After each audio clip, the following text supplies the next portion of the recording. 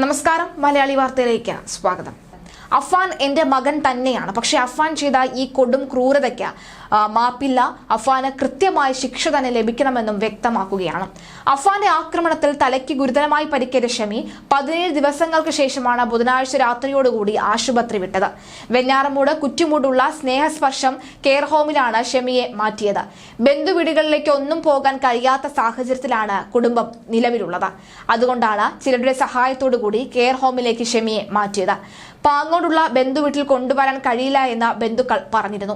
ഫെബ്രുവരി 24-നായിരുന്നു നാടിന് നടുക്കിയ വെഞ്ഞാറമൂട് കൂട്ടക്കൊലപാതകം നടന്നത്. പിതൃമാതാവ് സൽമ ബീവി, പിതൃ സഹോദരൻ ലത്തീഫ, ഭാര്യ സാജിദ ബീവി, സഹോദരൻ അഫ്സാൻ, പെൺ സുഹൃത്ത് ഫർസാന എന്നിവരെയായിരുന്നു അഫാൻ കൊലപ്പെടുത്തിയത്. ആദ്യം ആക്രമിച്ച ഷമി മരിച്ചു എന്നാണ് അഫാൻ കരുതിയത്.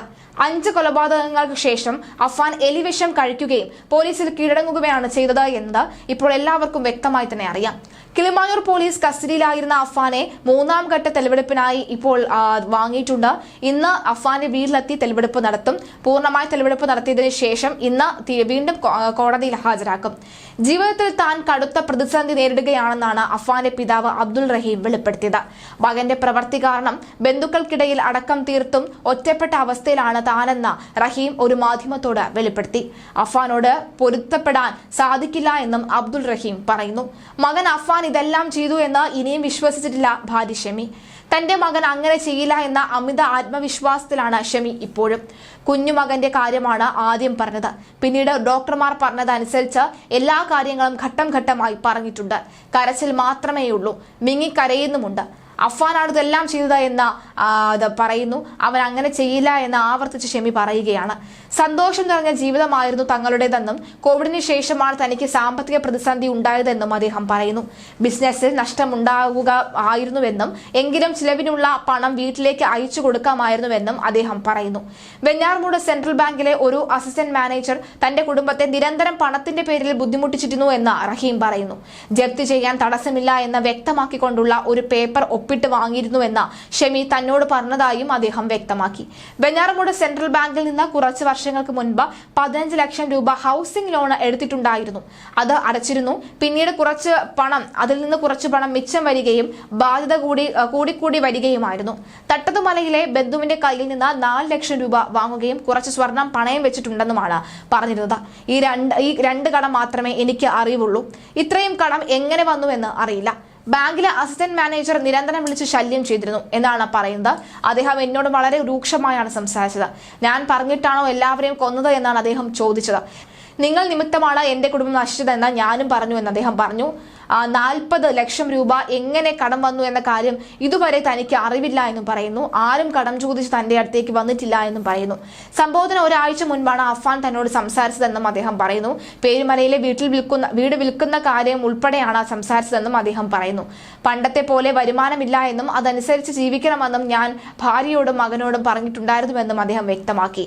വണ്ടി 2.5 ലക്ഷം രൂപയ്ക്കാണ് വിറ്റത് എന്നാണ് പറഞ്ഞതെന്നും 4 ലക്ഷം രൂപയ്ക്കാണ് വിറ്റത് എന്ന് ഇപ്പോഴാണ് അറിയുന്നതെന്നും അദ്ദേഹം പറയുന്നു. മകൻ വഴിതെറ്റി പോകുമെന്ന് ഞാൻ കരുതിയിരുന്നില്ല എന്നും അദ്ദേഹം വ്യക്തമാക്കി. അഫാൻ കൊലപ്പെടുത്തിയ ഫർസാനയുടെ കുടുംബത്തെ കാണാൻ ആഗ്രഹമുണ്ടെന്നും അബ്ദുൾ റഹീം പറഞ്ഞു. ഫർസാനയുടെ കാര്യം എന്നോട് പറഞ്ഞിരുന്നു. സമയമാകട്ടെ എന്തെങ്കിലും ചെയ്യാമെന്ന് പറഞ്ഞു. അതിനെക്കുറിച്ച് പിന്നീട് അന്വേഷിച്ചിരുന്നില്ല. അവരുടെ വീട്ടിൽ ഒന്ന് പോകണമെന്ന് ആഗ്രഹമുണ്ടെന്നും അദ്ദേഹം പറഞ്ഞു. താൻ നാട്ടിലില്ലാതിരുന്ന സമയത്ത് രക്ഷകർത്താവിനെ പോലെ അനുജനെ കൊണ്ടു നടന്നിരുന്ന അഫാനെയും അദ്ദേഹം ഓർത്തെടുത്തു. അഫാൻ ഇങ്ങനെയായി എന്നറിയില്ല. മകൻ പബ്ജി ഗെയിം കളിച്ചിരുന്നത് മാത്രമാണ് അറിയുന്നത്. പബ്ജി ഗെയിം നിരന്തരം കളിച്ചുകൊണ്ടേയിരുന്നിരുന്നു. അത് ഫോൺ മാറ്റിവെക്കാൻ പറഞ്ഞാൽ മാറ്റിവെക്കാതെ അങ്ങനെ ഭ്രാന്തമായി തന്നെ പബ്ജി ഗെയിം കളിച്ചുകൊണ്ടേയിരുന്നുവെന്നും ഇപ്പോൾ റഹീം ഓർത്തെടുക്കുകയാണ്. ഇനി എങ്ങനെ മുന്നോട്ട് പോകുമെന്ന് അറിയില്ല എന്നും അദ്ദേഹം പറയുന്നു. അതേസമയം പ്രതി അഫാനുമായുള്ള 3ാം ഘട്ട തെളിവെടുപ്പ് പോലീസ് പൂർത്തിയാക്കാനായി ഒരുങ്ങുകയാണ്.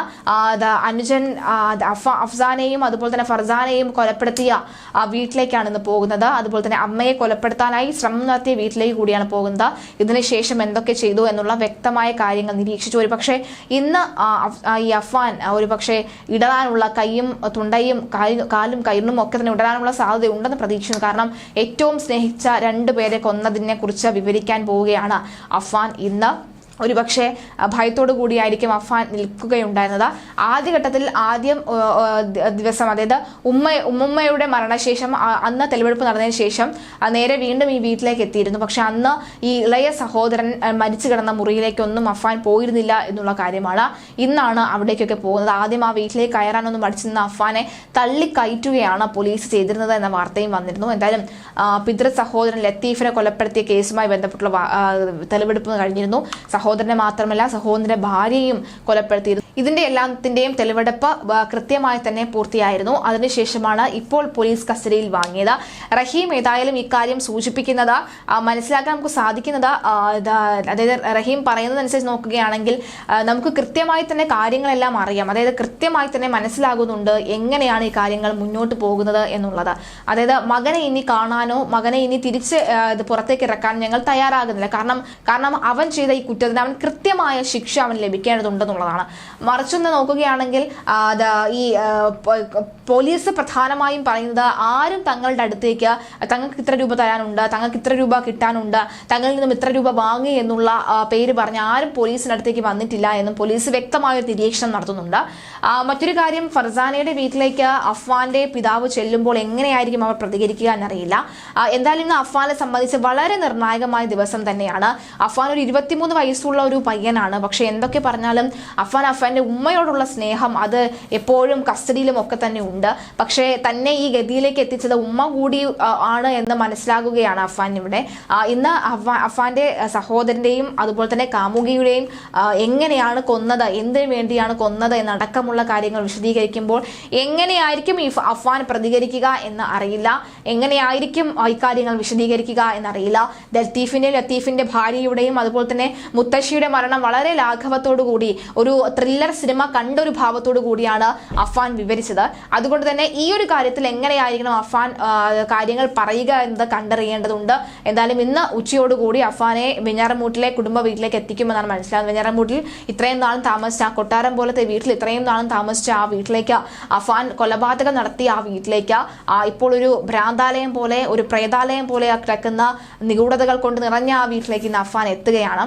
എന്തായാലും അമ്മ ഷെമി ഇപ്പോഴും തന്റെ മകൻ ഒരു തെറ്റും ചെയ്തിട്ടില്ല എന്ന് ആവർത്തിച്ച് പ്രാർത്ഥിക്കുകയാണ്, റബ്ബിനോട് പ്രാർത്ഥിക്കുകയാണ്, കരഞ്ഞു പ്രാർത്ഥിക്കുകയാണ്. എന്താണ് സംഭവിച്ചത്, എൻ്റെ കുട്ടിക്ക് എന്താണ് സംഭവിച്ചതെന്ന് ഓർത്ത് കരഞ്ഞ് പ്രാർത്ഥിക്കുകയാണ്.